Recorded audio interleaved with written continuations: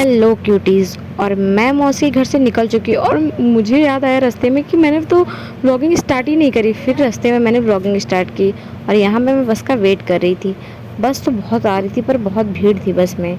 उसके बाद फिर बस आ ही गई थी और हम और मेरी बहन बिल्कुल आज ट्यूनिंग के साथ बड़ी मौसी के घर जा रहे थे और हम लोग यहाँ पहुँच गए थे। तो ये मैं हूँ और ये मेरी मौसी की लड़की और मेरी दीदी है साथ में। और उसके बाद इतनी चिलचिलाती धूप में हम लोग निकल गए थे शॉपिंग के लिए, क्योंकि मुझे तो नहीं, मेरी दीदी को शॉपिंग करनी थी मौसी के लिए कुछ। उसके बाद हम लोग गए। उसके बाद भाई साहब जितनी गर्मी थी कि मैं क्या बताऊं। और हम लोग को निकलना भी था आज कानपुर के लिए, तो इसलिए थोड़ा बहुत शॉपिंग ज़्यादा करनी थी हम लोग को। और उसके बाद हम लोग साड़ी के स्टोर पे गए क्योंकि मौसी के लिए हम लोग को साड़ी लेनी थी। और यहाँ पर दीदी तो साड़ी सेलेक्ट करी थी, तब तक मैंने सोचा कि मैं वीडियो शूट कर लूँ। और उसके बाद साड़ी भी सिलेक्ट हो ही गई थी।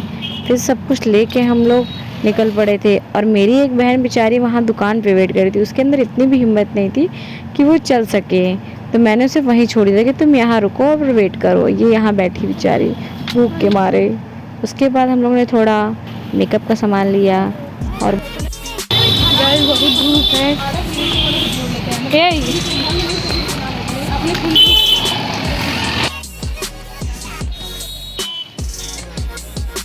और उसके बाद जिस चीज़ का इंतज़ार था कार का, वो भी आ ही गई थी। फिर हम लोग सब जैसे ही माल गाड़ी में माल लोड होता है वैसे ही हम लोग गाड़ी में लोड होके बस निकल पड़ते, क्योंकि धूप इतनी ज़्यादा थी कि बाहर रहा नहीं जा रहा था। और उसके बाद हम तीनों बहनी बैठ गए थे कार में। उसके बाद मौसी के घर जाने के लिए निकल पड़े थे। और आप लोग मेरी वीडियोस पूरी लास्ट तक देखते ही नहीं हैं। लास्ट तक देखेंगे तभी तो मैं वीडियोस बनाऊंगी। और फिर मैं मौसी के घर पहुंच गई थी और क्या था, फिर कुछ नहीं था। फिर मस्ती की हम लोगों ने बहुत सारी।